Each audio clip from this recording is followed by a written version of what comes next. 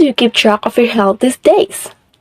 People with limited access to healthcare, whether or not they have COVID-19 related symptoms, may delay or even forgo testing, and this may increase morbidity and mortality associated with both chronic and acute health conditions.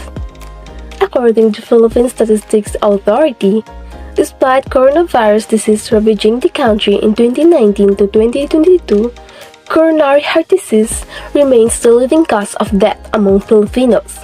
From January to March, this accounted for 18,601 deaths, or 19.2% of the total of 97,042 deaths. As a result, we present to you a healthcare monitoring system on IoT to address this issue. A system that is time-efficient, cost-effective, and has accurate real-time data for patients that can be viewed on patients' phones or by their families, as well as sent directly to healthcare providers. Desai et al. Developed a wireless sensor network or WSN to track smart homes and heartbeats.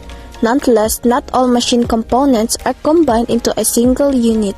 However, with this system, 4 sensors are linked to a microcontroller that specifically tracks their vitals, temperature, oxygen level, and blood pressure and displays records of the data via IoT from their home at any time.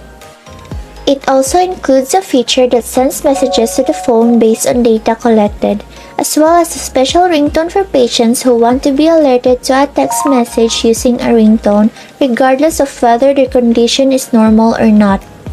Lastly, it will send a text-to-speech message to patients who have difficulty reading on a screen, especially the elderly and those with poor eyesight.